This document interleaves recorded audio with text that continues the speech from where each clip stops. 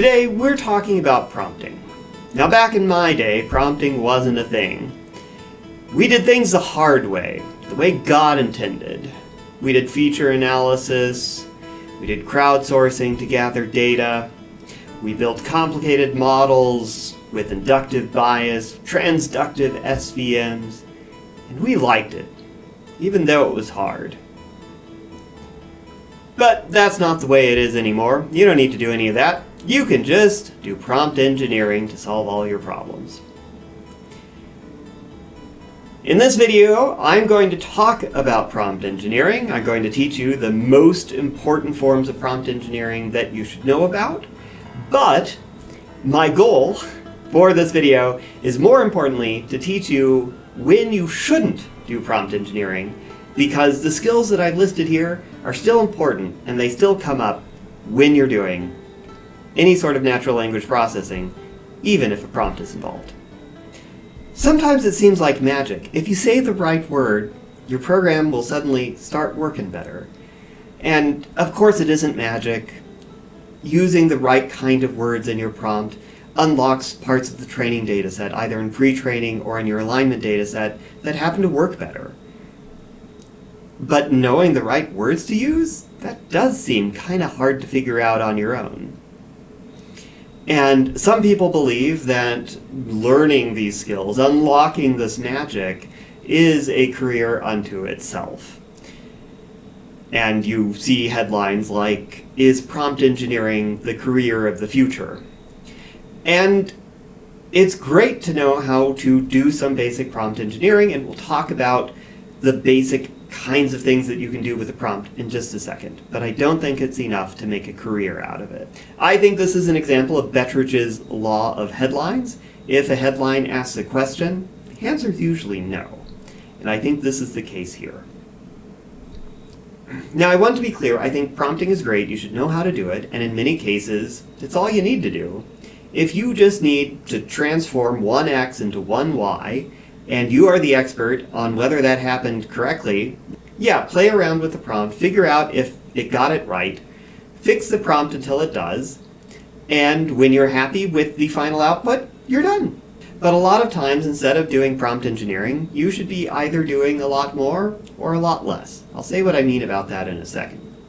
And I think knowing the difference between doing a lot or doing a little is the crux of getting a good natural language processing and computational linguistics education. To know when there are other tools than using a large language model for solving a task. Let's drill down into this a little bit more. What are the times when you could be doing less? If you just want to change a semicolon when it's after the name of a function to a colon, then a regular expression can do that. And if you're doing it at scale, you shouldn't use an 8 billion parameter model to do that. Or maybe you really do need a Muppet model to do the task. But do you need the full force of a jack-of-all-trades language model that can translate into Portuguese, write haikus, tell a joke, and reformat LaTeX tables, when all you need to do is to find all the addresses that are on the east side of a street? No.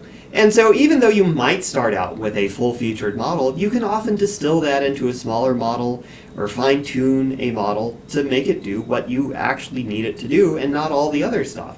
And you can save money and resources and time by having a simpler model that's just as good, but tailored to the specific thing that you need it to do. And even if you do end up using a Muppet model in the end, you usually want to start with a stupid model like, say, logistic regression to start with. Using a really complicated and sophisticated model can hide a lot of problems in your data. Whereas if you use a much smaller model, you can find the problems in your data and fix them and hopefully get to a much better outcome. Having a logistic regression classifier can show you the way. But sometimes you really do need a really powerful model to do these sorts of things. And so, yeah, use a really powerful model, but you probably don't want to use it off the shelf. It's not good enough. You can make it better. Use RLHF. Create your own training data. Improve it. fix the problems that it has. Indeed, combine that with some prompt engineering like RAG that we'll talk about in just a second. Or change the decoding process to add additional constraints to make sure that it gets things right, rather than strictly writing everything in the prompt. And oftentimes, this is part of a larger pipeline. Yeah, maybe you do need a Muppet model for one piece, but you don't necessarily need the Muppet model to do everything. You could have a simpler model to detect all the times, another model to compute the delta between the times. And these are things that could be their own modules that are much simpler to implement and faster to run than running a full Muppet model to do everything all at once. But sometimes you should do prompt engineering. So let's talk about some of the tricks that you can use when you're creating prompts. Now, this is not going to be an exhaustive coverage of this. A former student at the University of Maryland, Sander Schulhoff, that I worked with, has created a great resource called learnprompting.org. There's also a great survey article associated with that you can check out if you want to learn more about the art of prompting. I'm not going to cover everything, but just the highlight. And for each of these examples, I'll talk through how you might do this prompting for a sentiment analysis task. So in zero-shot prompting, you basically just say, hey, this is the input, tell me the output. And this only works if there's very similar tasks in your training set already, but for simple things like sentiment analysis, you bet there are. In few-shot prompting, you give a couple of examples and you ask it to follow the pattern. This works when your label set is a little bit funky, or if the task is only similar to things that are in your training set. This can also be helpful even if you have a very well-known task, if you're doing things a little bit differently. Taking this to the next level, you can embed a retriever mechanism inside your Muppet model using retrieval augmented generation. So an input comes in, and rather than giving your prompt a fixed set of examples in the few-shot setting, you use your retrieval mechanism to find the examples that are most similar to the input that you got. And this is great because not only are you giving it more clues that are hopefully helpful, if you have an up-to-date data set, you basically get automated prompt updates for free. And so even if, like, there is a new country in the world or the president changes, as long as your underlying database is kept up to date, that can be reflected in your prompts. One of the more famous kinds of prompting is chain of thought, thinking step by step. And at first it was kind of surprising. Why should this work? But if you think about it, it's not so crazy. Remember, all of the computation that these models do is in the form of tokens. They produce tokens. That's the definition of these models. And the more tokens you produce, the more computation you can have. And so, just in the sheer number of floating point operations, more tokens means more thinking. But you can also think about this from a structural point of view. Let's take a multi-hop question, for example.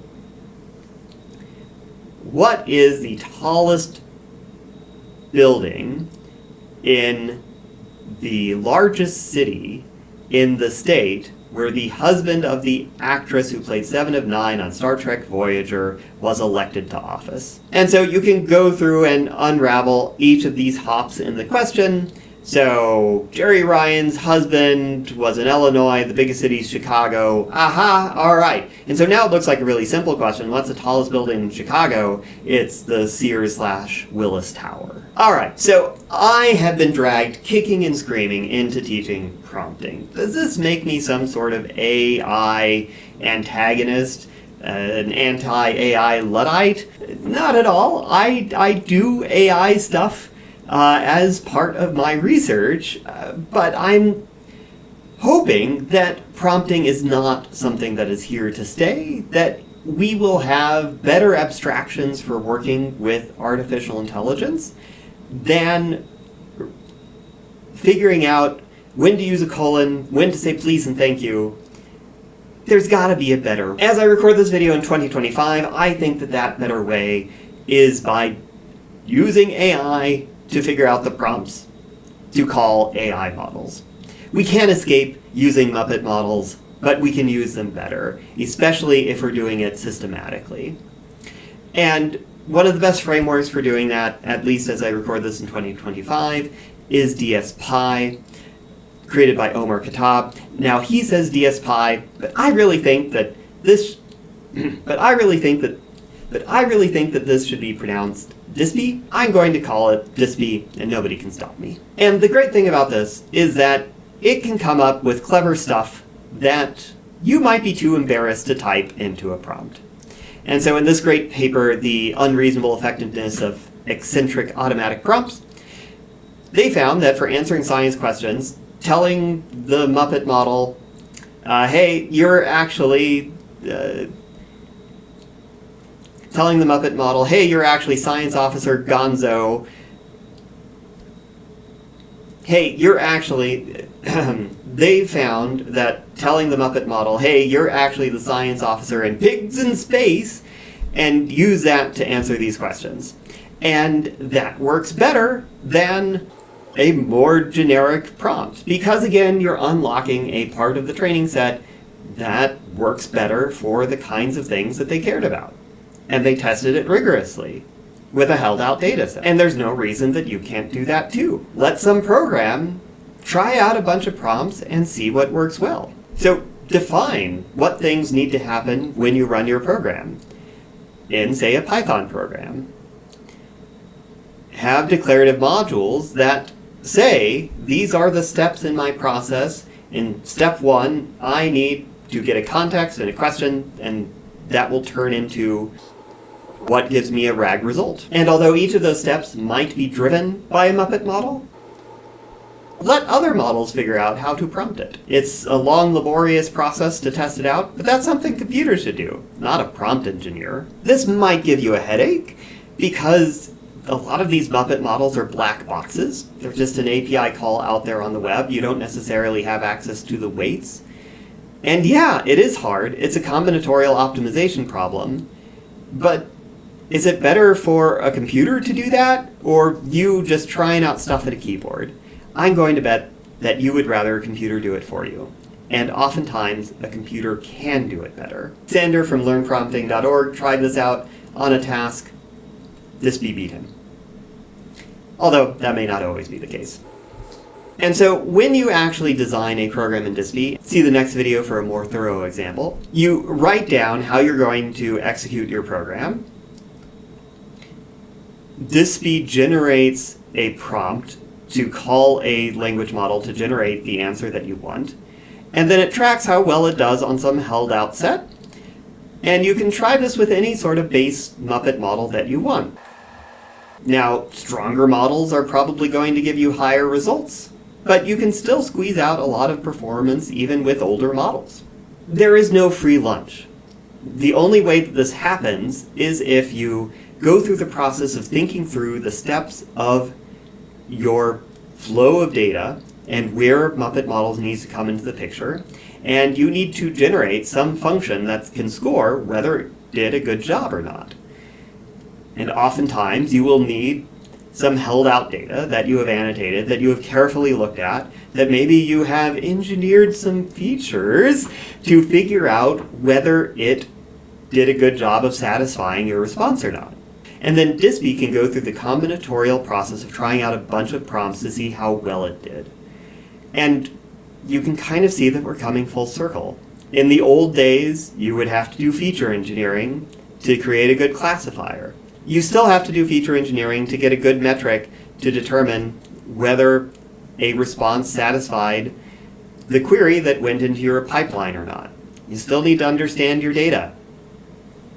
You still need to factor the problem into different parts.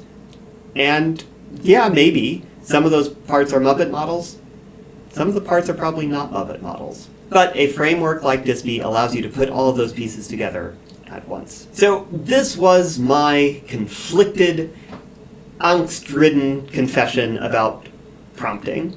And hopefully it taught you a little bit about how to prompt when you need to, knowing when you need to prompt, and knowing when it's time to stop. Because prompting is a little bit like a slot machine.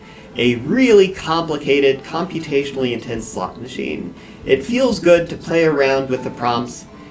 You pull the lever, and then, oh, the output got just a little bit better. It gives you a nice dopamine hit, but that isn't the right way to do this. You need to be more structured, and sometimes that's enough when you're just doing a one-off example, but sometimes you need to dig a little bit deeper. But hopefully this diatribe can prompt you to think more like a computer scientist when you're dealing with the black box of an LLM, and do more than just prompting, when it makes sense. Thanks for watching this video. I picked out another video that you could watch up here. If you want to get more context for the videos, check out this link or the link in the description. It gives you readings, programming assignments, and other things that might be more helpful. Finally, help me out and help other people find this content by providing a big gradient to the recommendation algorithm. Like the video, subscribe, or leave a comment down below with mistakes that I've made, newer research that has come out, or just tell me about where you are in your journey.